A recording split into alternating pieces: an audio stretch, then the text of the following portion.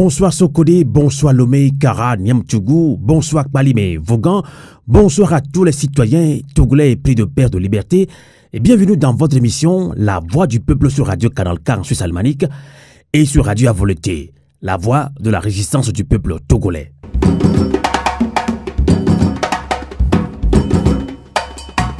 Comme on aurait pu s'y attendre, le ministère de l'administration territoriale, par la voix du préfet du Golfe Kossi, Dignifa Tabou, a notifié par courrier mardi dernier une interdiction à deux principaux coordinateurs de la coalition des 12 associations de la société civile en réponse au meeting prévu ce samedi 1er avril sur le terrain d'Akassime à Lomé.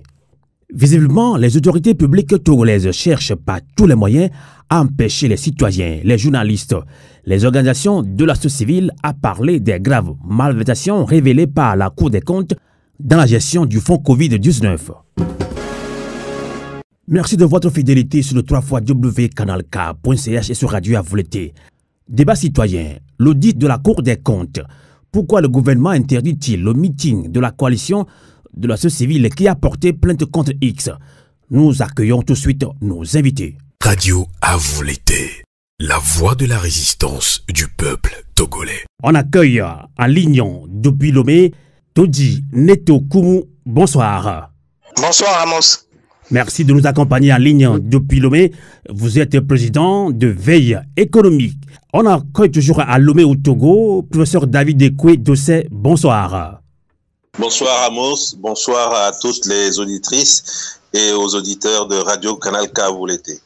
Merci également d'être toujours avec nous. Vous êtes premier porte-parole du Front citoyen Togo Debout. On accueille toujours à Lomé au Togo, Daguerre Komi à Gbemado pour nous. Bonsoir. Bonsoir Amos, bonsoir les auditrices et les auditeurs de Radio Avoleté Canal K. Merci de nous accompagner également en ligne depuis Lomé. Vous êtes président d'Alcades, association de lutte contre l'analphabétisme pour le développement social. Comme on aurait pu s'y attendre, le ministre de l'administration territoriale, par la voix du préfet du Golfe, Kossi Dignifa Tabou, a notifié par courrier mardi dernier une interdiction aux deux principaux organisateurs de la coalition des 12, si on peut l'appeler comme ça, de la société civile, et en réponse au meeting prévu ce samedi 1er avril sur le terrain d'Akassime à Lomé. Alors, visiblement, les autorités publiques togolaises cherchent par tous les moyens à empêcher les citoyens, les journalistes ou encore les organisations de la société civile à parler des graves malversations révélées par la Cour des comptes dans la gestion du fonds Covid. Alors, justement, Dodinete Kumu, est-ce que cette interdiction est-elle à craindre? Ou pensez-vous que c'est plutôt une réaction prévisible des autorités publiques togolaises? Je vous remercie de nous avoir invités. Je salue le plateau, le professeur Dossé, M. Daguerre. Je salue tous les auditeurs et auditrices de Radio Avoleté, la diaspora togolaise qui nous écoute en ce moment. Alors, pour répondre à votre question, c'est vrai que nous ne sommes pas surpris au niveau de la société civile. Nous envisagions effectivement qu'il y avait une possibilité, une forte probabilité que les gouvernants puissent interdire notre manifestation qui aurait dû avoir lieu le 1er avril 2023. Donc, nous ne sommes pas surpris.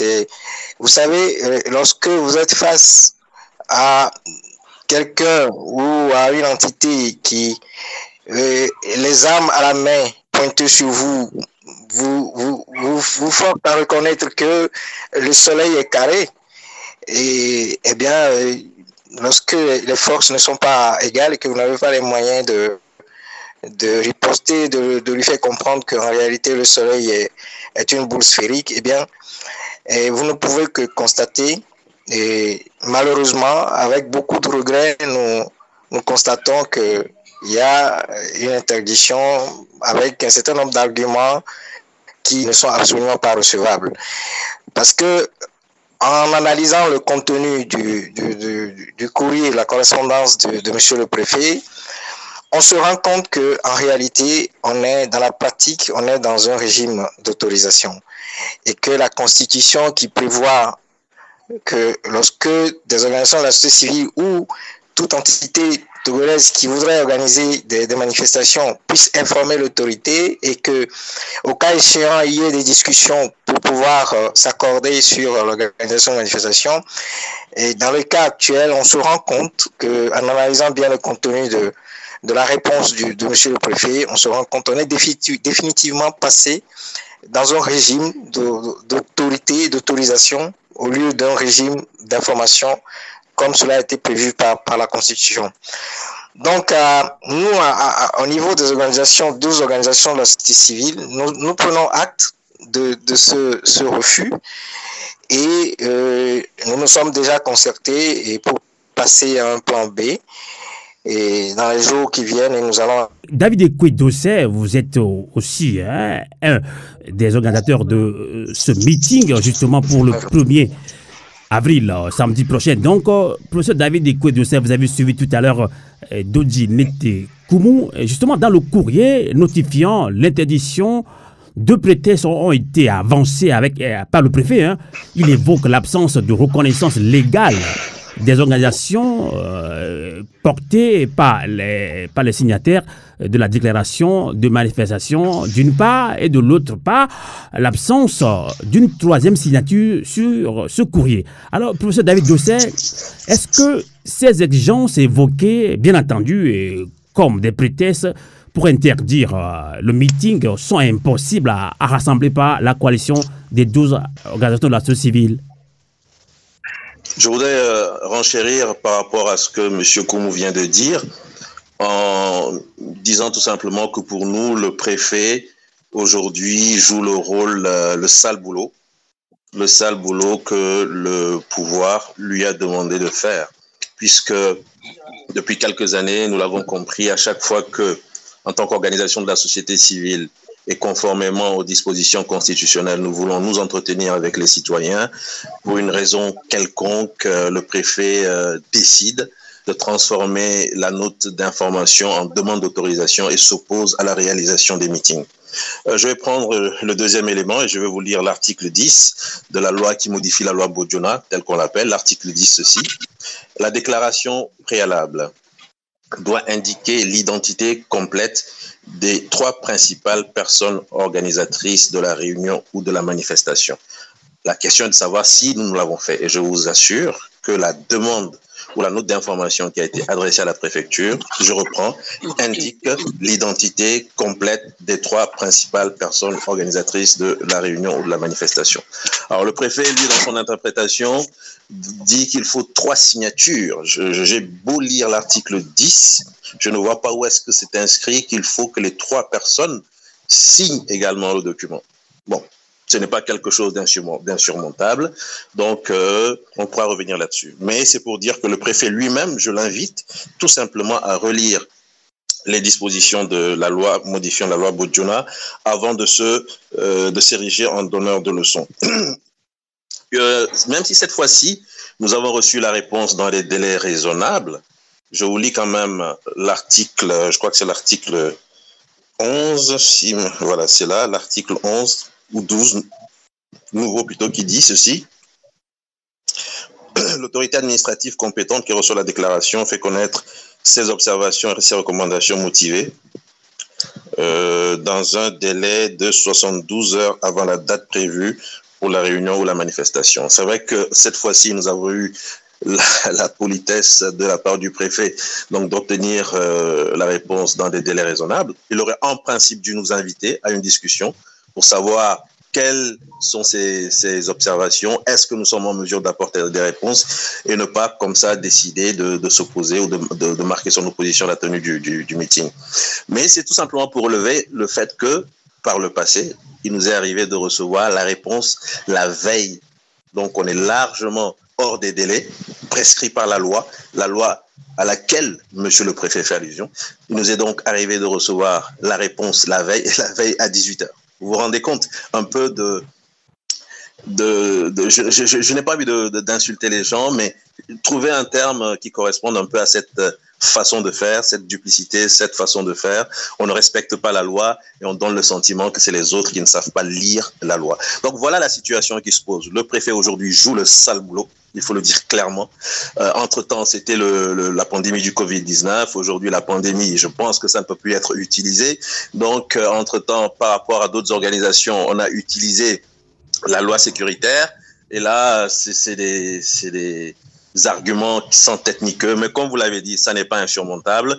Et je pense qu'on reviendra là-dessus. Nous avons décidé C'était le plan B, en fait. Monsieur Thomas l'avait dit, on n'est pas surpris. C'est un pays dans lequel l'espace civique est de plus en plus restreint, c'est dit par tous les observateurs de la vie sociopolitique togolaise, qu'ils soient au Togo, qu'ils soient à l'étranger. Le Togo, ce n'est pas une démocratie. Le Togo, c'est un pays où on vous empêche de manifester, on vous empêche de vous réunir librement. Et là, c'est encore une manifestation de ce système de répression qui est mis en place. Nous avions prévu un plan B. Ce plan B a été mis en œuvre ce matin. Je pense qu'on aura l'occasion de revenir là-dessus. D'accord. Donc, Dodi Netekoumou, avant de relancer ta guerre commis à Gbema Doponou, qui est également de la société civile. Hein. Alors, Dodi Netekoumou, vous avez suivi tout à l'heure le professeur David Dossé qui parle de plan B. Vous l'avez également dit, mais on ne veut pas tout entendre dans cette émission. Mais ça dit que oui, il ne va plus y avoir de meeting dans les prochains jours après cette interdiction. Nous allons passer maintenant à notre plan B, comme on l'avait annoncé. Et dans le sens du professeur, je vous dirais qu'on est face à un comportement de régime dictatorial. Parce que dans le régime d'information, ce qui aurait dû être fait, c'est que le préfet puisse nous inviter à s'asseoir autour d'une table et nous faire comprendre que voilà, il y a telle disposition dans notre correspondance qui ne lui convient pas et que nous puissions corriger ça et puis passer au meeting. Mais il a tout juste relevé des faits qui sont des interprétations qui, à mon humble avis, sont totalement erroné. Et on nous oblige aujourd'hui, lorsque vous avez des associations qui ont des récépissés, qui ont des numéros d'enregistrement, qui travaillent sur le terrain depuis des années et qui décident de se mettre en coalition, eh bien, on nous oblige aujourd'hui à ne plus considérer ces coalitions comme des regroupements circonstanciels. C'est tout ce que nous voyons. Et dans l'analyse de la réponse du préfet, c'est ce que nous entendons, ce qui est sous-entendu. Donc ça, c'est le comportement de régime dictatorial. Nous prenons acte, nous allons passer à notre plan B et nous allons essayer de nous conformer au desiderata du préfet et on verra si, avec toutes les dispositions qui seront, selon lui, conformes au texte et aux lois de la République, nous envoyons une autre correspondance pour un autre meeting à une autre date, on verra quels sont les arguments qui vont encore relevé pour rejeter le meeting. Et ce que nous constatons au niveau de la société civile, c'est que ils ne veulent pas que la société civile, devant le peuple, au cours d'un meeting, puisse expliquer la gouvernance économique de ce pays, pour expliquer comment le pays fonctionne sur le plan économique. Et surtout dans le cadre de cette affaire de malversation qui a été relevée par la Cour dans son rapport d'audit.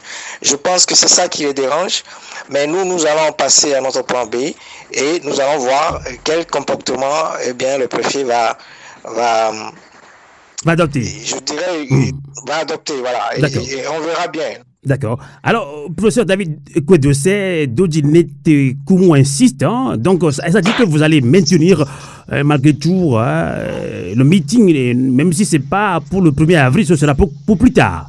Une chose est certaine, Amos, il n'est pas question pour nous de baisser les bras et de dire que, en raison de cette petite interdiction de monsieur le préfet, la société civile et la nation togolaise décident de ne plus se retrouver pour discuter d'une question d'enjeu national. Le meeting aura bel et bien lieu. Nous n'allons pas maintenir sur la date du 1er parce que pour nous, il n'est pas question d'entrer pour le moment dans une phase de confrontation. Le préfet, de façon péremptoire, mais je crois que M. Dodi a suffisamment expliqué l'appréciation en tout cas que nous avons faite de son courrier. Donc de façon totalement péremptoire, de façon même illégal, je dirais, puisqu'il ne tient pas compte des éléments contenus dans la loi qui modifie la loi Bodjona. Donc, de façon totalement illégale et péremptoire, il a décidé de s'opposer, soit nous prenons acte. Le meeting ne se fera pas, mais bien sûr, comme je vous l'ai dit, le plan B a été enclenché. Bon, j'ai compris que M. Thomas ne veut pas qu'on s'étale sur ce qui a été décidé, mais dans un délai, je puis vous dire, de 15 jours, certainement que nous allons nous retrouver avec les Togolais pour pouvoir évoquer toutes ces questions. Ce sont des questions importantes lorsqu'on parle de détournement de fonds publics. Lorsqu'on parle d'une institution comme la Cour des comptes qui relève des malversations, des anomalies aussi graves au niveau d'une nation, je vous en prie, les citoyens, ils doivent se retrouver pour en parler. Si les citoyens ne se retrouvent pas, je pense même que c'est une faute grave. D'accord. Dire alors que c'est des citoyens totalement irresponsables. Et nous sommes responsables. Nous tenons à nous retrouver en meeting. D'accord. Nous accompagnons également dans cette émission citoyenne Daguerre Komi Agbema Dokponou, qui est président de Alcades, association de lutte contre l'analphabétisme pour le développement social. Et son association ne fait pas partie de ces 12 organisations de la société civile, mais il a bien voulu également participer à ce débat citoyen. Agbema Dokponou. Alors, vous avez suivi Dodinete Koumou, président de Veille économique, David Ekwe-Dossé, premier porte-parole du Front citoyen, Togo Debout, qui n'est plus à présenter également à vous. Alors, le meeting qui devait se faire ce samedi a été interdit par le préfet. Quelle est votre réaction? Oui, merci Amos, merci les camarades sur le plateau.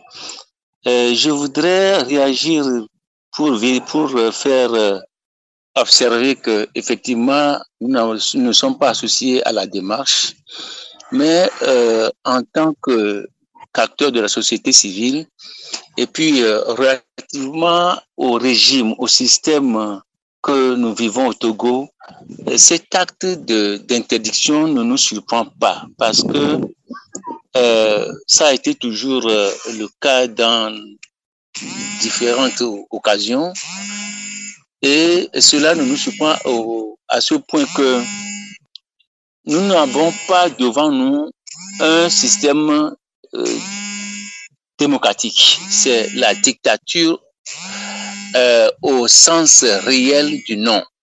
C'est la dictature. Et donc, moi, le paradoxe est là.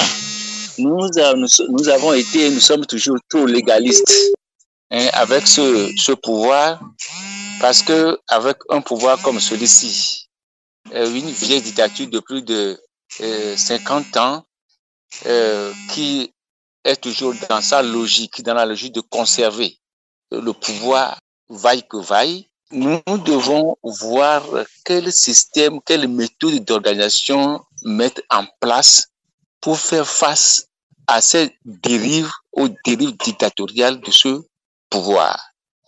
Donc, cette interdiction ne me surprend pas, mais moi, je crois, à mon humble avis, que notre méthode, nous devons revoir notre méthode d'organisation face à ce régime dictatorial de plus de 50 ans. D'accord. Alors, revoir la méthode d'organisation au sein de la société civile, Dodinete Koumou. Justement, on va parler maintenant de cette malversation, mais des malversations qui se font au Togo depuis des années. Et depuis des années, justement, le travail de votre association Veille économique permet à l'opinion nationale et internationale de comprendre les différentes stratégies de détournement de données publiques au Togo, ainsi que les mécanismes d'évasion fiscale et de fuite illicite de capitaux. Alors, le rapport de la Cour des comptes sur la gestion du fonds Covid-19 vient-il donner raison aux efforts déployés par votre organisation Veille économique? Absolument, absolument. Et c'est une chance que nous avons, que ce rapport soit rendu public et que c'est un rapport qui émane d'une institution d'État, une institution publique et qui relève de la Constitution. Et cet état de fait, eh bien, ne s'est pas produit dans notre pays depuis très longtemps. Je dirais même jamais.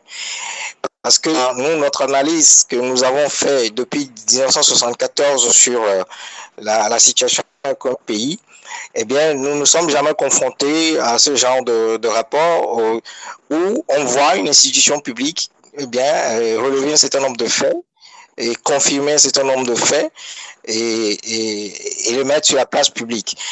Je peux vous dire que ce qui vient de se passer avec l'audit de la Cour des comptes sur le fonds de riposte de Covid, eh bien, ce sont des comportements qui se passent dans notre pays depuis des décennies. Depuis 1974, 10 ans après, ou à peu près, oui, 10 ans après la prise de pouvoir et de Tibé Adema, eh bien, on a commencé déjà, lorsqu'on avait créé pratiquement 76 entreprises publiques, soit 10 ans qu'on était en train de relancer, de moderniser l'économie togolaise et l'industrie togolaise, eh bien, ces 76 entreprises publiques ont été fermées en l'espace de 10 ans. Au plus tard, en 1984, entre 1974 et 84, et la plupart de ces entreprises ont fait faillite et ont été fermées. En réalité, lorsque vous analysez les rapports d'évaluation du FMI, de la Banque mondiale, et avec les programmes d'ajustement structurel, vous vous rendez compte que la véritable cause de la faillite de ces entreprises, c'est la mauvaise gouvernance.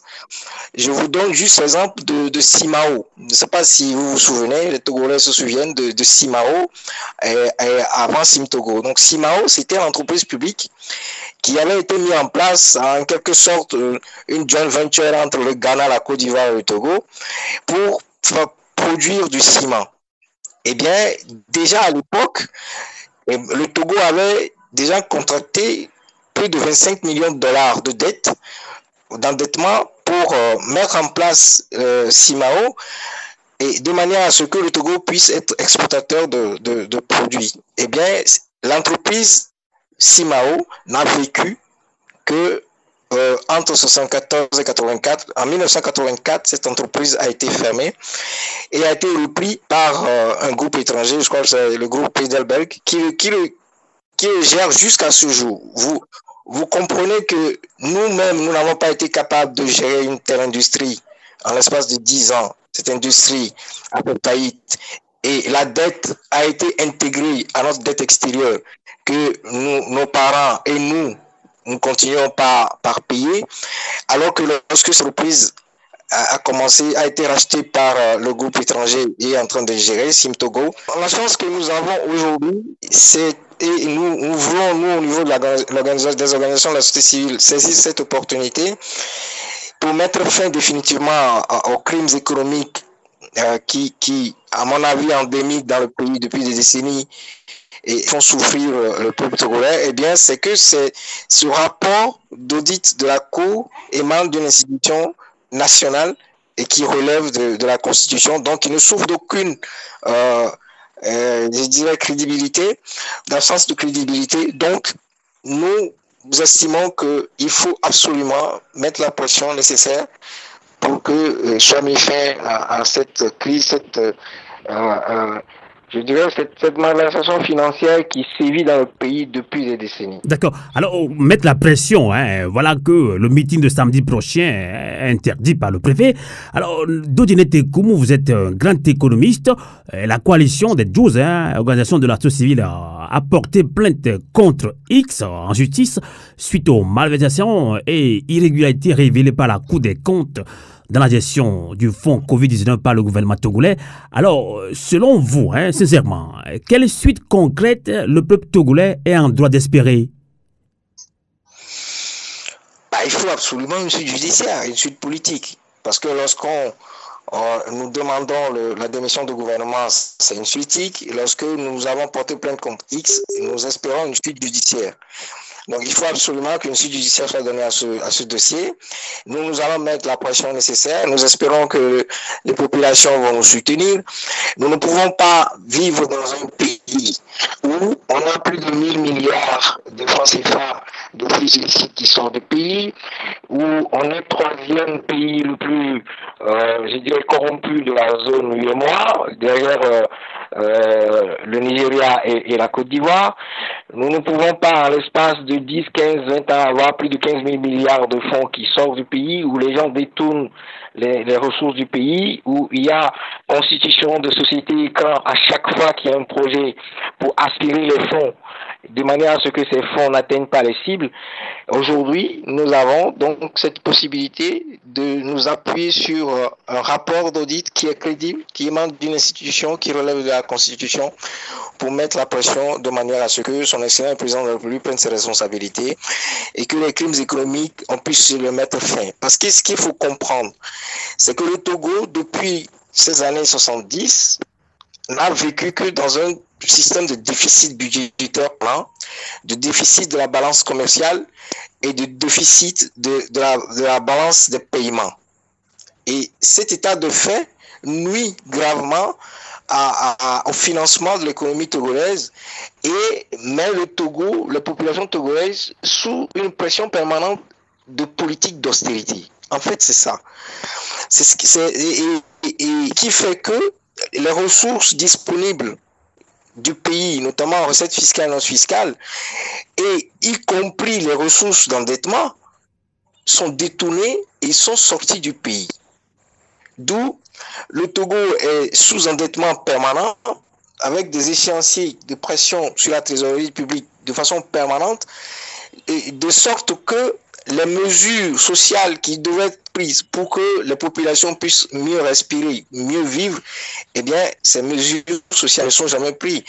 Et où le système éducatif, le système sanitaire et le système agricole, tout ce système qui doit permettre au pays de progresser, de faire de la croissance, au-delà d'une croissance d'un chiffre, passer à une croissance de 2 chiffres pour que les Togolais puissent avoir un niveau de pouvoir d'achat conséquent, eh bien, tout cet effort est, je dirais, amoindri ou complètement érodé par un système de dilapidation, de détournement de fonds publics, de corruption dans le pays et qui retarde considérablement le Togo. Donc, il est hors de question qu'au niveau de la société civile, nous laissons passer cette opportunité. Nous allons tout faire pour qu'une suite judiciaire soit donnée à ce dossier. En tout cas, tous les moyens qui sont à notre disposition, les moyens légaux, nous allons les utiliser. D'accord, vous parlez d'action judiciaire. Dodinete Kumu, ça fait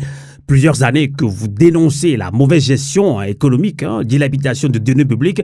Vous l'avez dénoncé plusieurs fois. En tout cas, c'est comme si on fait semblant de vous écouter. Et le peuple togolais même, à qui vous parlez, semble aussi un petit peu rester dans son coin, ne bouge pas comme il faut. C'est pour ça que vous avez encore invité le peuple togolais à ce grand meeting. Mais dommage que le meeting de ce samedi est interdit. Mais vous continuez cette action avec 12 associations dans cette coalition. Et là, vous parlez de justice. Quelles sont justement, sans langue de bois, les chances qu'une instruction judiciaire soit ouverte par le procureur de la République?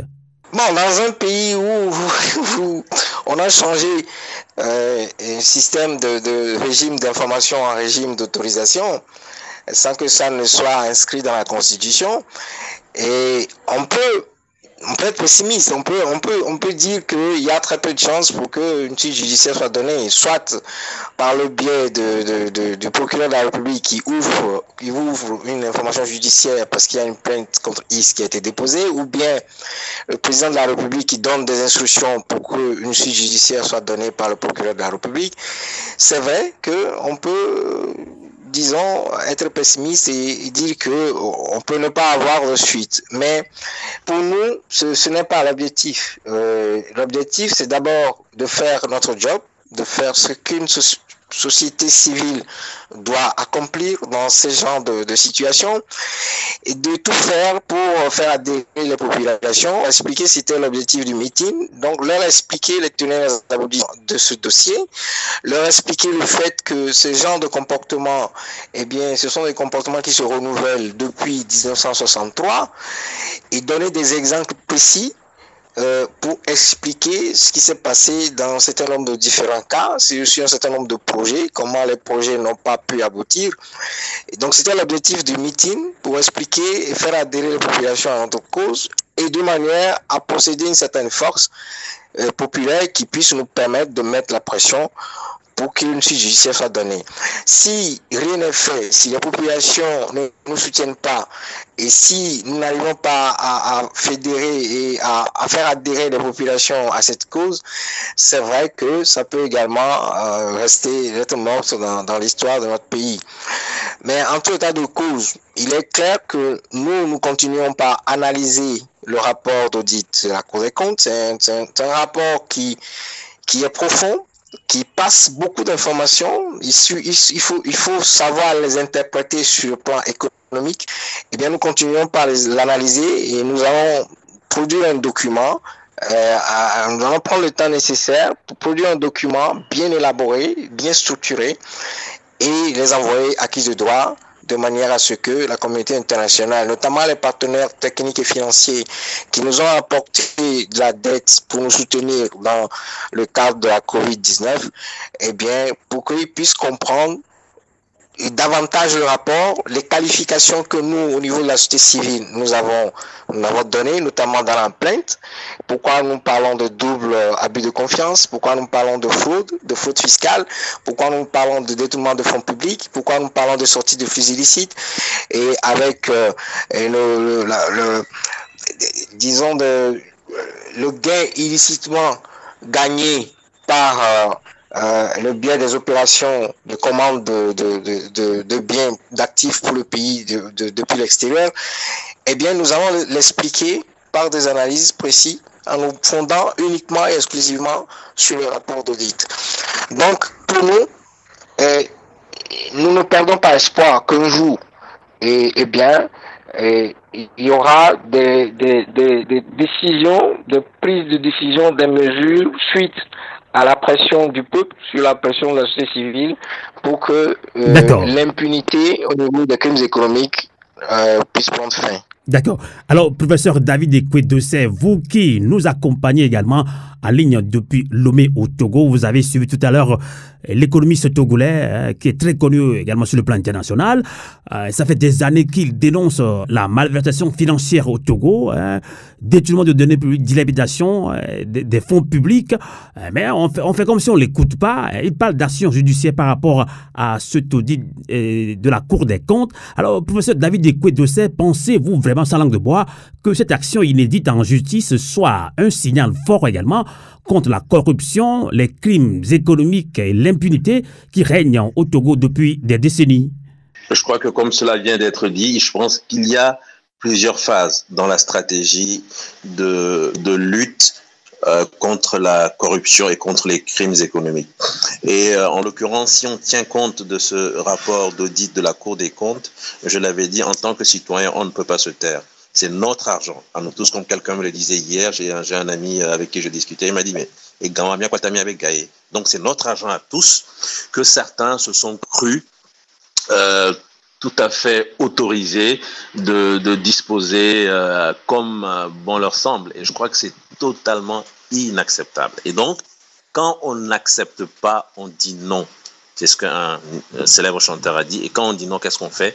On réagit. Nous avons réagi et nous avons porté l'action en justice. Ça, l'histoire nous le retiendra. Maintenant, est-ce que ça va porter ou est-ce que ça ne va pas porter? C'est une autre question. Mais il fallait réagir. Et si en tant que société civile, nous n'avions pas réagi en portant cette action en justice, je pense qu'on aurait pu nous traiter d'être totalement irresponsables. Maintenant, la deuxième phase, c'est de savoir comment aider justement la justice à aller. Comment est-ce que nous pouvons, en tant que citoyens, en tant que nation, faire en sorte que la plainte contre X puisse prospérer? Et c'est là où nous avons, en tant que stratégie, estimé que, vous l'avez dit, pour la plainte, il n'y a que quelques organisations qui se sont mises ensemble. Ces organisations sont-elles au Togo ou pas? Non, nous ne sommes qu'une infime partie du Togo. Représentatifs des organisations de la société civile, mais nous ne sommes qu'une infime partie du Togo. Et il faut donc qu'on entende les Togolais qui s'indignent, puisque cette affaire, elle est tellement immorale. Quand on prend la pandémie, ce que nous avons subi comme choc en tant que nation, et qu'en dépit de cet état de choc, des Togolais qui se croient plus malins que les autres puissent se permettre de voler des milliards. Voilà la situation réelle. Donc c'est totalement scandaleux, c'est totalement immoral, et quand c'est comme ça, la nation doit réagir. Et c'est l'occasion que nous voulons donner aux populations de dire ce qu'ils ressentent au fond d'eux-mêmes. Et nous comprenons tout à fait la réaction du préfet. Personne ne veut que certaines choses sortent en public. Quand je dis personne, vous voyez, suivez mon regard. Leur volonté, c'est de faire en sorte que le Togolais reste bâillonné, que le Togolais reste dans son mutisme, que le Togolais reste silencieux. Mais c'est impossible, quelle que soit la nation que vous prendrez. C'est impossible tout le temps de faire en sorte que les citoyens demeurent éternellement silencieux. Un moment viendra où les gens vont parler. Et donc, ça va se faire. Ça va se faire. On va revenir encore sur cette édition de ce meeting du 1er avril, samedi prochain. Donc, alors pour Alcades, dont le président est avec nous, commis Daguerre Agbemado-Kporo, il faut revoir notre mobilisation, mais les mobilisations, il faut revoir les organisations, puisque Alcades n'est pas associé à cette action, mais il est présent dans cette émission. Alors, Agbemado-Kporo Daguerre, vous dites qu'il faut revoir notre manière de faire ces actions pour que cela porte comme il le faut. Alors, comment le faire concrètement? C'est la question que l'on puisse se poser, Daguerre. Comme je l'ai dit tantôt, nous ne sommes pas associés à la démarche, à l'organisation de ce meeting, mais nous estimons que c'est une démarche citoyenne qui nous concerne tous. Alors, invités à cette émission, nous ne pouvons que dire la position qui est la nôtre. Tout d'abord, au niveau des organisations de la société civile, il y a une grande division qui est notée, ça j'en passe. Mais ce que je voudrais faire comprendre est que toutes les argumentations exposées par les camarades tiennent très bien, mais nous avons en face une dictature qui est dans sa logique de conserver le pouvoir.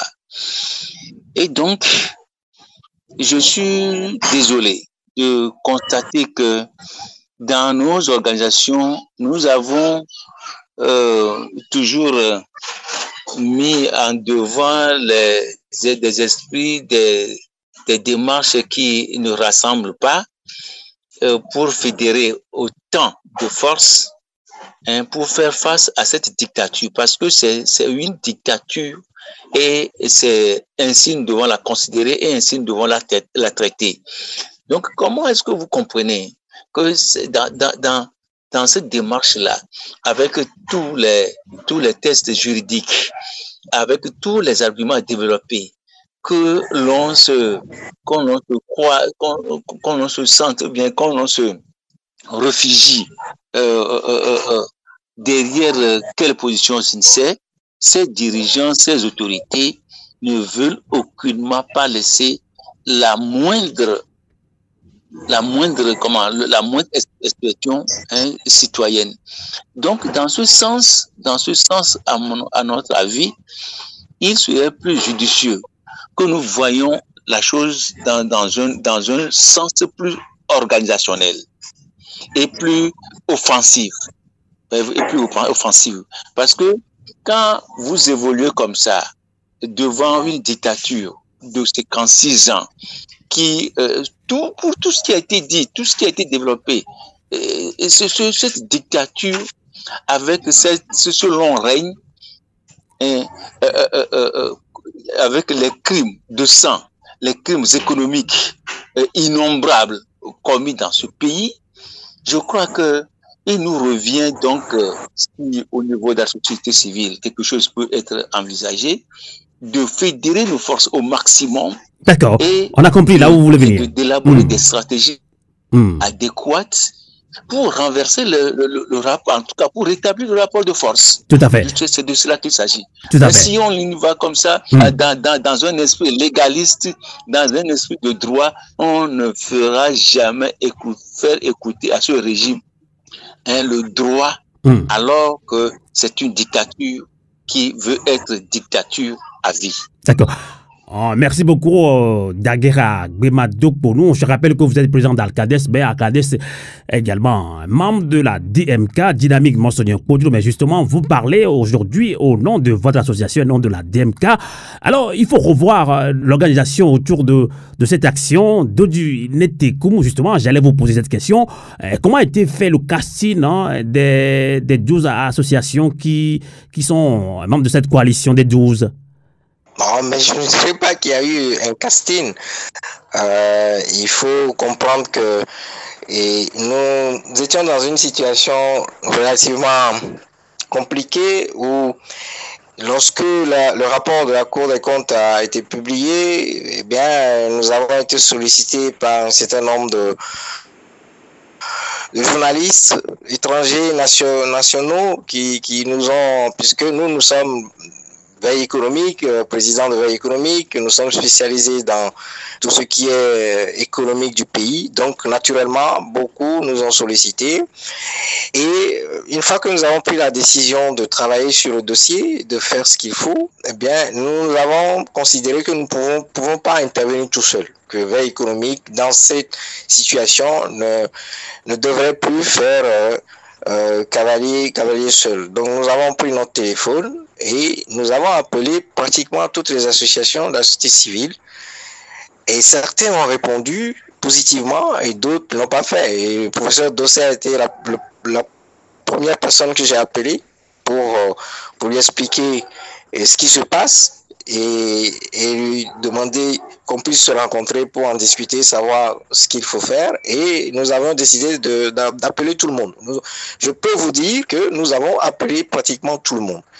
Mais je ne veux pas revenir ici sur. Mais vous avez appelé tout le monde, mais il y a Agbemadou qui est d'Alcades, membre de la DMK, qui dit qu'il n'est pas associé à ce mouvement et il pense que oui, face à cette dictature, il faut quand même une organisation aussi solide et puis intègre pour pouvoir y arriver. Oui, je le comprends, mais il y a certaines organisations, par exemple, la STT, ils se sont portés, je dirais, volontaires. On n'a pas forcément à appeler, parce que je ne peux pas, moi, Dodu Netekoum, président de Veille économique, je ne veux pas connaître toutes les organisations de la société civile. Et en plus, nous sommes dans une démarche totalement citoyenne et totalement purement organisation de la société civile. Donc, il faut également comprendre que certaines personnalités qui ont plusieurs chapeaux, notamment des chapeaux politiques, eh bien, il est difficile dans ces genres de situations, face au régime, et dans une certaine démarche, difficile de les appeler. Mais nous avons, à plusieurs reprises, lorsque nous avons commencé, dit que eh bien, le groupe était ouvert et que toute organisation de la société civile qui nous écoute dans cette initiative peut très bien nous rejoindre. Voilà comment ça a été fait. Si je ne m'abuse, si Alcades, Agbemadou qui est maintenant dans cette émission, s'il veut maintenant adhérer à cette coalition, il peut. Oui, sauf que bon, il a une double casquette. Je ne sais pas si c'est son organisation qui se trouve dans la DMK, parce que pour nous aujourd'hui, je vais être clair, hein, la DMK pour nous n'est pas un mouvement citoyen. La DMK est certainement un mouvement, mais pas un mouvement citoyen, parce que un mouvement citoyen n'est pas dirigé par un homme ou une femme politique. Un mouvement citoyen, ce qu'on appelle un mouvement citoyen, c'est un mouvement qui rassemble toutes les mouvances, mais qui est coordonné, dirigé exclusivement par des responsables d'organisations de la société civile. Et pour être dans l'état d'esprit du Togo, il faut que ces membres-là soient exclusivement société civile et qu'il n'ait pas postulé à des postes politiques dans tel ou tel regroupement politique.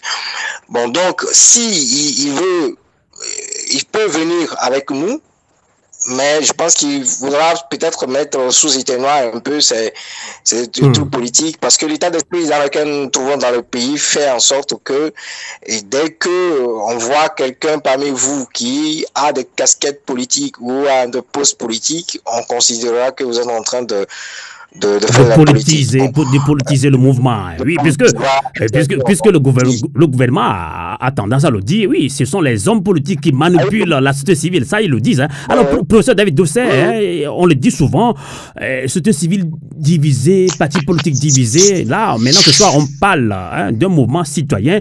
On parle de ces 12 associations qui ont porté plainte contre X par rapport à cet audit de la Cour des comptes. Alors, on dit que vous êtes divisé, mais pourtant vous êtes arrivé à rassembler encore 12 associations de la société civile. Comment vous êtes y arrivé? Puisque on entend déjà que les gens disent que oui, bon, là, même cette initiative est déjà une initiative mornée. Alors, effectivement, il faut se rappeler que lors de la première conférence de presse, il y avait 5 associations. Et M. Koumou vient de rappeler un peu les circonstances qui ont conduit à l'organisation de la première conférence de presse. C'est vraiment lui l'expert dans le domaine. Et j'aime bien reprendre l'expression, une des expressions de M. Koumou qui dit que eux, ils étudient les rapports. Nous, on lit les rapports. Donc, il a étudié le rapport. Je pense qu'il a su en extraire la substantifique moelle. Il nous l'a exposé, ça nous a emballé et nous étions vraiment partis ensemble sur cette première conférence de presse qui a réuni 5 organisations. Mais de 5, on est très vite passé à 12 organisations parce que les gens ont estimé que cette question, ce n'est pas l'affaire de 1, 2, 3 organisations, ce n'est pas l'affaire de M. Dosset, ce n'est pas l'affaire de M. Koumou, c'est l'affaire de la nation togolaise. Et je pense que, là je remercie M. Daguerre qui appelle à cette force organisationnelle. Cette force organisationnelle, elle ne nécessite pas forcément une autorisation de notre part. S'il y a une association qui estime que par rapport à cet enjeu, qui est capital pour la nation togolaise, on parle de crime économique, on parle d'impunité. Donc s'il y a une association qui estime que elle veut s'inscrire dans une démarche citoyenne commune pour faire barrage, c'est ouvert. Je l'ai dit, nous sommes passés de 5 à 12. Tout simplement parce que des gens ont estimé qu'ils devaient... Donc, si vous êtes passé de 5 à 12, ça veut dire que vous pouvez passer de 5 à 13 également. On peut passer de 5 à 13, on peut passer de 5 à 15, on peut passer de 5 à 20. Donc, manifestement, M. Daguerre vient d'exposer sa volonté farouche de rejoindre un tel mouvement. Je vous assure, la main sur le cœur, la porte est ouverte. Il n'y a pas d'exclusivité. Au contraire, nous sommes très inclusifs dans notre démarche. En fait, nous avons, d'une certaine manière, copié d'autres pays qui, sur le même sujet, ont ouvert le jeu et ont même permis à des organisations qui n'étaient pas initialement inscrites dans la démarche de manifester, de faire des appels, d'appeler leurs membres, leurs militants, je voulais dire, à rejoindre ce grand mouvement. Et ce qui a permis, par exemple, à un pays comme le Sénégal d'organiser une grande manifestation où vous aviez les organisations de la société civile de tous bords, des partis politiques de tous bords qui s'étaient retrouvés et chacun était là en tant que citoyen. Aucun responsable politique n'est venu en disant « j'arbore mon parti, je dis que je suis... » Non, je suis aujourd'hui citoyen d'un tel pays. Il y a une situation qui m'appelle en tant que citoyen à participer et je participe. Et c'est pour ça que nous avons lancé cet appel lors de la dernière conférence de presse en disant que même si nous en sommes l'initiateur, je veux parler du meeting, c'est totalement ouvert. Et j'ai vu un parti politique, MPL, pour ne pas le citer, Mouvement pour la... du peuple pour la liberté, je crois, si je ne me trompe, MPL en tout cas, qui a lancé un appel à ses militants, à ce que ces militants viennent se retrouver le 1er avril pour aussi manifester leur indignation. Donc pour nous, c'est cette situation qui est la bonne. Il n'y a pas de cloisonnement. Il faut toujours que ça commence. En tout cas, il faut rappeler qu'il y a aussi Richard Tinjo de DSA, démocrate socialiste africain, que nous avons reçu il y a quelques semaines. Merci, oui, tout à fait. Il y a quelques jours, je dirais. Quelques jours, non, parce que c'était assez récent. Quelques jours, oui. Et je l'ai entendu aussi intervenir et faire un appel dans ce sens. C'est tout ce que nous espérons. Cette affaire, ce n'est pas une affaire de M. Koumou, ce n'est pas une affaire de M. Dosset, ce n'est pas une affaire de la STT, ce n'est pas une affaire du Saint-Fot, c'est une affaire de tous les Togolais. C'est comme ça. En tout cas, on va parler ça avant de redonner, ça c'est vrai. Alors, avant de redonner la parole à Daguerre Agbemadogbonou, on va parler ça en langue de bois, puisque je rejoins un petit peu Daguerre qu'il faut revoir cette manière d'organisation par rapport à la société civile pour faire face à la dictature. Pour lui, on ne fait pas assez. C'est pour ça que des gens pensent que oui, ce que vous faites là, c'est déjà mort-né, professeur David Dosset. Oui, tout à fait. Je vois ce à quoi vous faites allusion. J'ai vu quelqu'un annoncer que ça allait accoucher d'une souris, je crois, à la manifestation du 1er avril. Mais moi, j'étais plutôt content parce qu'au moins, nous accouchons de quelque chose. On accouche d'une souris comparativement à des personnes qui, de mon point de vue, engendrent le néant. Si vous voyez... Est-ce que ce n'est pas parce que celui qui pense que vous devez faire mieux ou pense que déjà que c'est déjà une action morte-née, est-ce que vous ne donnez pas raison parce que Daguerre dit qu'on s'organise pas comme il faut? Vous savez, la lutte au Togo, si on avait la solution miracle, je pense qu'on n'aurait pas subi cette dictature de plus de 50 ans. Justement, le fait qu'on n'ait pas obtenu l'aboutissement, ça démontre toute la difficulté qu'il y a à œuvrer sur un terrain où, on l'a rappelé, vous faites face à des gens qui parfois n'hésitent pas à se servir de la violence au sens propre du terme, pour vous faire taire, des gens qui n'hésitent pas à instrumentaliser la justice pour vous mettre en prison. Et récemment, nous avons vu 2 journalistes qui ont été obligés de prendre la clé des champs pour éviter de se retrouver en prison, etc., etc. Donc, c'est juste pour vous dire qu'il y a une situation locale difficile, extrêmement difficile, dont il faut tenir compte. Mais cela ne justifie pas forcément l'échec que nous avons obtenu dans la lutte que nous avons lancée depuis quelques années.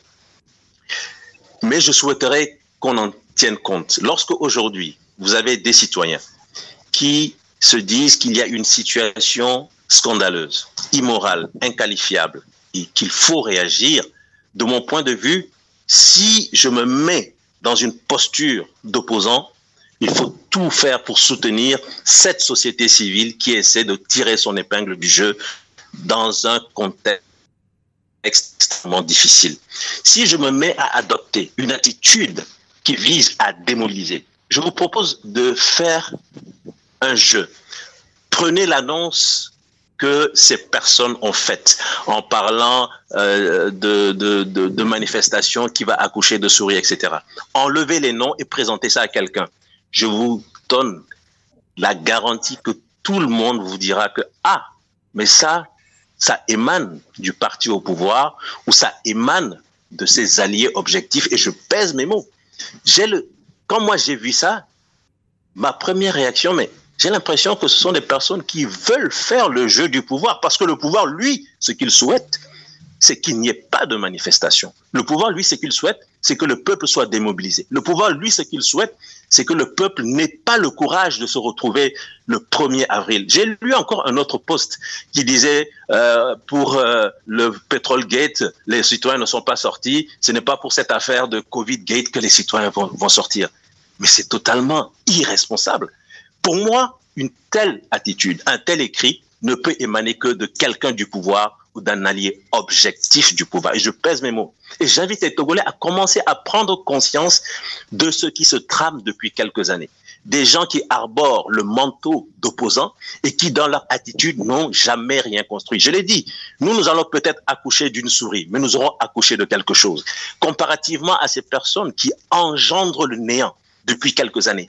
Des gens qui n'ont jamais rien apporté de constructif. En tout cas, professeur Dossé, je ne fais pas l'avocat du diable de celui qui l'a dit, mais peut-être qu'il veut qu'on s'organise beaucoup plus, qu'on n'a pas tendance à exclure, qu'on n'a pas tendance à exclure les autres. Amos, je suis désolé. Amos, je suis désolé. Je pense que cette émission, c'est une émission sans langue de bois qui veut qu'on dise des vérités. Si cette personne se met dans une posture de tout simplement apporter de la critique constructive, comment est-ce que nous pouvons faire pour que les Togolais sortent? Comment est-ce que nous pouvons faire pour remobiliser les Togolais? Nous serons les premiers à écouter et à suivre. Mais quand cette personne se met dans une posture de démobilisation, jouant le rôle du pouvoir, j'ai vu ces mêmes personnes à chaque fois faire référence aux propos de M. Bawara. Ah bon? Aujourd'hui, on annonce quelque chose et on dit que M. Bawara l'a dit. C'est comme ça que, en tant qu'opposant, c'est comme ça que l'on fonctionne dans ce pays. S'il vous plaît, Amos. On comprend. Je ne veux pas trop parler. On comprend. Je pense que j'en ai dit suffisamment. Je sais que j'en ai dit suffisamment. Ceux qui ont des oreilles pour entendre n'ont qu'à entendre. Mais ceux qui arborent le manteau d'opposants et qui, depuis des années, jouent le rôle de la déconstruction de la mobilisation, ils sont en train de faire tomber leur propre masque. Merci beaucoup, Amos. Avant de conclure ce débat, on va donner la parole à Komi Adema Dokbonou Daguerre. Donc, vous avez suivi tout à l'heure Dodi Nete Koumou et le professeur David Dossé qui ont parlé beaucoup sur comment ils se sont retrouvés avec 12 associations. Il y a pas question de parler d'exclusion. Alors, vous, il y a d'autres qui pensent que oui, déjà, 12 organisations se sont regroupées dans une coalition.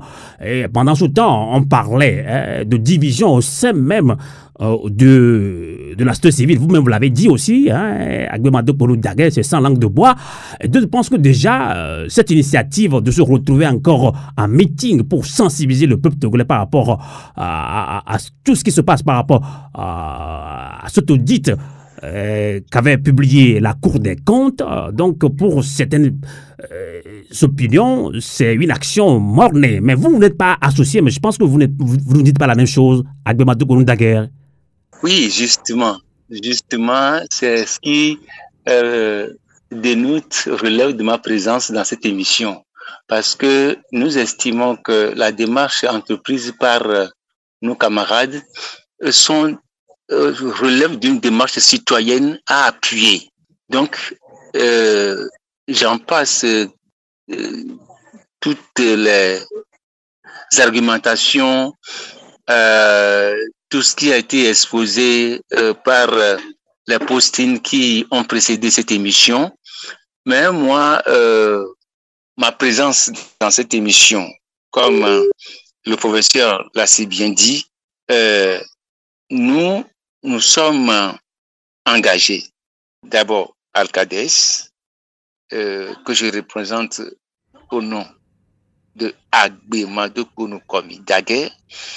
Personnellement, nous sommes un homme engagé. Donc, engagé, c'est que nous n'avons pas de calcul à faire et nous n'avons pas de jeu. Nous n'avons pas de jeu à faire, à vouloir faire le lit à telle personne, à telle organisation, ou bien s'accommoder au jeu du pouvoir. Nous, notre objectif, notre préoccupation, notre souci, c'est de faire libérer ce peuple qui a trop souffert depuis plus de 56 ans sous le joug d'une dictature féroce. S'il y a une action à mener collectivement, bien sûr, sur le plan social, pour renverser, pour rétablir le rapport de force et faire sentir au pouvoir que le peuple est dans son plein droit de s'exprimer. Comment dirais-je, une population qui a le droit de s'exprimer, qui a le droit de vivre librement sur son territoire. Et donc, nous devons faire en sorte que la cohésion puisse être vraiment l'objectif de notre souci à nous mettre ensemble. Voyez-vous. Donc, moi, pour tout ce qui est développé, effectivement, beaucoup doit couler sous le pont et des choses font croire que on s'interroge. Ce camarade, ce citoyen, de quel côté il se place, comment il mène le jeu, et puis effectivement, quand vous comprenez un meeting de la société civile programmé et de sorte et avec des propos qui découragent, qui démobilisent, ce n'est pas quand même très convivial sur le plan social. Et donc, Adema Dokbonou Daguerre, si je comprends bien, vous dénoncez cette manière dans la configuration de la lutte que nous menons au Togo. Voyez-vous. Donc, moi, ce qui justifie ma présence, c'est d'aller dans le sens là que les camarades évoquent et dans un ensemble, dans une organisation d'ensemble, est plus efficace. Tout à fait. Rétablir le rapport de force. Tout à fait. Et faire bouger les lignes. Tout à fait. Merci en tout cas. Restez avec nous. On va conclure ce débat citoyen sur Radio Canal K, sur Radio à Voleté.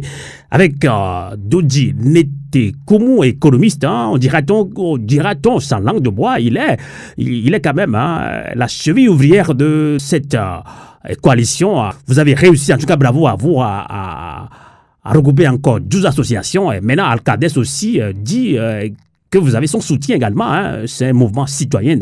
Alors, Dodji Netekoumou, comment se déroule alors la campagne de sensibilisation des populations pour le prochain meeting, puisque le meeting du 1er avril est déjà interdit. Donc, vous continuez cette mobilisation. Alors, comment se fait la campagne? Comment va se faire la campagne?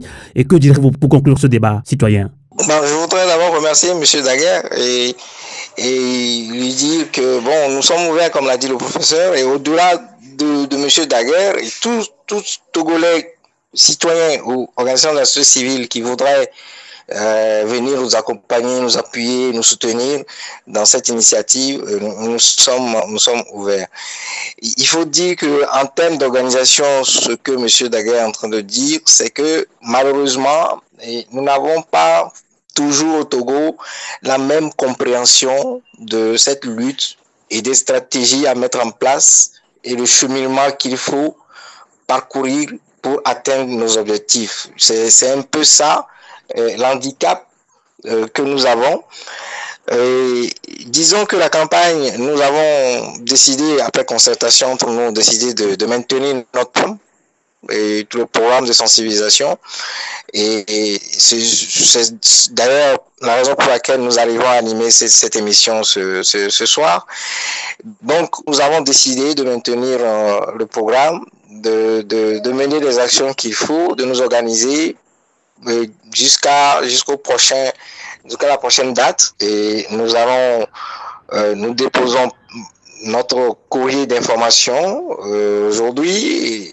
Et nous espérons que les gouvernants vont se ressaisir pour nous permettre d'organiser ce meeting. Dans tous les cas de figure, nous sommes Radio à Voleté basé dans la diaspora. Qu'attendez-vous également de la diaspora par rapport à cette mobilisation, à ce meeting? Vous faites le prochain meeting donc. Nous avons déjà beaucoup de soutien de la diaspora qui sensibilise, qui enregistre nos émissions et nos sorties sur les médias et qui les distribue de par le monde. Et nous les remercions et nous leur demandons de continuer par nous soutenir et de dire que dès que nous aurons guidé une nouvelle date et de pouvoir le publier et nous soutenir en publiant nos émissions sur les radios et à travers les réseaux sociaux. Donc c'est tout ce que nous pouvons demander. Et pour conclure, je dirais à tous nos compatriotes togolais de garder espoir. Et je dis toujours en notre langue, Edi Mado Mado et Tchavat Janaro. Tout. En tout cas, ça c'est lourd, hein? Ça c'est lourd. Ce que vous avez dit, ceux qui comprennent vraiment le Milan, en tout cas, moi j'ai compris. C'est lourd, hein? C'est très sage également. En tout cas, merci beaucoup, Dodji Netekoumou. Hein? Vous êtes président de Veille économique, un grand économiste. Merci. Alors, on va conclure également avec le premier porte-parole du Front citoyen Togo Debout, professeur David Doucet. Et je ne peux pas terminer cette émission, bien ce débat citoyen, sans vous poser cette question, puisque il y a quelques jours, nous avons reçu le président de FDR, Maître Dodi Apevon, qui appelait à un grand mouvement citoyen pour poursuivre la lutte. Et pour Maître Dodi Apevon, c'est plutôt maintenant vous, société civile, qui devez prendre le devant de cette lutte-là. Heureusement que vous êtes encore retrouvé en 12 associations dans une coalition. En tout cas, bravo à vous. Est-ce que vous êtes conscient de ce qu'on vous demande, de l'appui que vous donnent ces partis politiques, ou bien que l'appui que veut vous donner ces partis politiques? Et que direz-vous pour conclure ce débat citoyen, professeur David Doucet? Alors, pour ce qui concerne le grand mouvement citoyen ou le rôle que la société civile doit jouer, je pense que c'est un rôle que nous essayons de construire depuis quelques années. Personnellement, je pense que ce n'est pas par un claquement de doigts que cela doit se faire. Il y a une phase de construction. C'est tout un processus à mettre en œuvre. Et nous nous y attelons aussi bien au plan national qu'au plan international, avec bien sûr des imperfections, parce que la perfection n'est pas de ce monde. Et nous remercions tous ceux qui croient en nous. Quand je dis nous, je parle de la société civile en général, et qui veulent apporter un vrai soutien à cette société civile pour qu'elle puisse avoir l'envergure nécessaire pour jouer son rôle. D'autres veulent être dans d'autres postures totalement inqualifiables et jouent le rôle parfait que le pouvoir attend d'eux. C'est leur façon de voir, c'est leur stratégie. J'accepte, mais ça ne va pas nous empêcher de déployer nos actions. Ça, il faut en être certain. Nous avons appelé à un meeting, et je l'ai déjà dit sur d'autres antennes. Si nous nous retrouvons à 100 personnes à ce meeting, pour nous, ce sera un vrai sentiment d'échec, parce que nous comptons sur la pression populaire.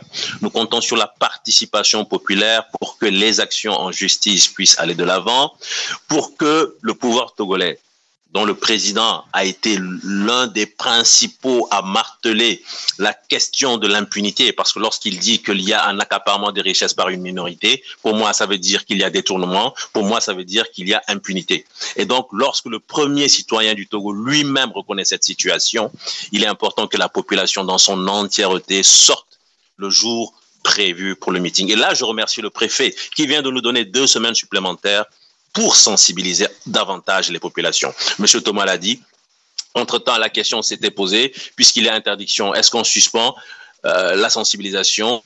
Nous avons dit non, nous avons 2 semaines supplémentaires et donc nous avons décidé de poursuivre la sensibilisation. Et comme vous l'avez constaté, si vous suivez les chaînes locales au Togo, aujourd'hui nous avons tenu une émission synchronisée sur 5 radios locales, et ça nous savons par expérience que c'est quelque chose qui fait le buzz, c'est quelque chose qui intéresse les Togolais. Donc nous étions sur 5 radios simultanément et nous avons en langue locale pu converser avec une grosse partie de la population togolaise. Nous allons poursuivre la sensibilisation. Nous vous remercions de nous avoir donné cette antenne aujourd'hui.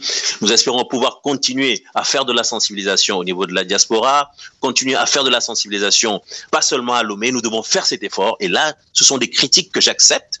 Nous sommes trop cantonnés à Lomé. Il faut que nous fassions l'effort de sortir de Lomé.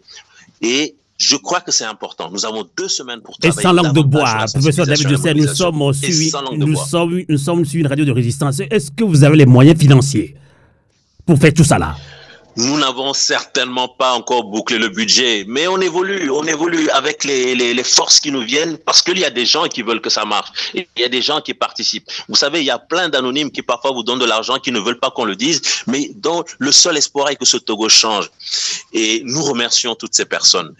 Nous n'avons pas bouclé le budget, soyons honnêtes, mais nous allons avancer avec les moyens de bord. Et s'il faut vraiment que nous puissions au moins ce jour-là accoucher d'une souris, je le répète, nous allons au moins montrer la souris au peuple et dire que nous avons accouché de quelque chose, plutôt que d'engendrer le néant comme beaucoup de tonneaux vides savent le faire, malheureusement. Excusez-moi si je m'exprime ainsi. Donc vraiment, je compte encore sur cette sensibilisation que vous êtes en train de faire. Je compte sur vous, sur Radio Avoulété, sur le porte-à-porte. Nous allons essayer de faire davantage pour que, la dernière fois nous étions à Aného pour parler justement du meeting. Nous devons aller vers Thévier, nous devons aller vers Palimé, vers Sokolé, vers Badou, vers Kara, vers Dapan, pour en parler, même si les gens ne peuvent pas arriver raisonnablement des villes de l'intérieur, mais au moins les gens sauront qu'il y a quelque chose qui s'est passé à Lomé. Et rien ne nous empêche après de dupliquer ce même meeting dans d'autres localités de l'intérieur du pays, parce que ce pouvoir ne veut pas que l'information passe, parce que ce pouvoir veut que les populations, surtout celles de l'intérieur, ne savent pas ce qui s'est passé par rapport à ce Covid-Gate. C'est à nous, en tant que société civile, de prendre notre bâton de pèlerin et de faire notre travail. Donc, nous ne voulons pas perdre de l'énergie sur des futilités, malheureusement. Parce qu'il y a des gens qui cherchent à vous divertir sur des questions totalement inutiles. Le peu d'énergie que nous avons, nous allons essayer de le mettre à profit afin que l'information passe au sein de la population et afin que la population togolaise puisse manifester son indignation et dire stop à l'impunité dans ce pays. En tout cas, il y a une question que vous avez échappé un petit peu par rapport à l'appel qu'a lancé Maître Dodiapé. C'est un homme politique. Lui pense que c'est vous, maintenant ce civil, qui devez prendre le devant de ce grand mouvement citoyen qu'il propose. Comment est-ce que vous le voyez? Et nous sommes dans un processus de construction. Prenons le cas du Front citoyen Togo Debout, puisque j'en suis un des principaux responsables. Il est né en 2017, nous sommes en 2023, cela fait 5 années. Dès le départ, beaucoup de gens m'ont dit « prenez le devant de la lutte », alors que nous n'étions même pas encore enracinés dans ce pays. Soyons réalistes, soyons pragmatiques. Le processus est en train de se faire, la construction est en train de se faire, et aujourd'hui, je pense que cette société civile constitue une vraie force. Et si nous avons déjà le soutien des politiques, c'est une bonne chose. Regardons de l'avant, il y a des échéances qui se profilent et nous allons essayer de mettre à profit tout ce que vous avez dit par rapport à l'appel de Maître Dodji. Je souscris à cet appel totalement aujourd'hui. Je pense que l'envergure que nous sommes en train d'obtenir au plan national et au plan international nous permet de jouer un rôle beaucoup plus affirmé par rapport à ce mouvement citoyen dont on est en train de parler. Mais je suis convaincu que c'est quelque chose qui va couler de source. Ça va se faire de façon totalement naturel. Si nous arrivons à organiser ce meeting et que ce meeting est un succès, n'en déplaise à certains, si ce meeting est un succès, pourquoi est-ce qu'on ne pourrait pas considérer que c'est la première étape vers ce grand mouvement citoyen, justement? D'accord. En tout cas, on va revenir sur ce grand mouvement dans d'autres émissions, puisque c'est très important pour beaucoup de Togolais d'ailleurs, qui pensent que la société civile doit bouger au Togo. Merci, professeur David Ekwe-Dossé. Vous êtes le premier porte-parole du Front citoyen Togo Debout. Merci de nous avoir accompagnés également dans ce débat citoyen depuis Lomé au Togo. Toujours à Lomé au Togo, comme je l'ai dit, tout se passe à Lomé au Togo. 12 associations se sont encore réunies au niveau de la société civile. On pense que la société civile est divisée, mais elles ont montré qu'elles sont toujours ensemble. Alors, à Gbemadokonu Daguerre, que direz-vous pour conclure ce débat citoyen? Vous soutenez, Alcadès soutient cette initiative. Vous les soutenez parce que vous pensez que c'est un mouvement citoyen. Alors, que direz-vous aux auditeurs de Canal K de Radio Avouleté, surtout de la diaspora? On est très écoutés au niveau de la diaspora, et tout comme au Togo. Que direz-vous pour conclure ce débat citoyen? Merci, mon journaliste, pour placer mon mot pour conclure ce débat citoyen. Voyez-vous, nous vivons dans un pays où l'impunité règne en maîtresse. Comment comprenez-vous que le peuple élit un président, on l'agresse, on l'agresse, on le menace de mort, il fuit le pays et puis personne ne lève aucun pouce. Voyez-vous, c'est dans le pays là de paradoxe que nous vivons. Et je voudrais, pour placer mon mot, lancer cet appel à toute la diaspora, à la société civile, aux partis politiques, aux associations, de femmes, de jeunes, de se mobiliser. Parce que il s'agit de quoi? Il s'agit de mettre fin à cette dictature. Et puis tout est fini.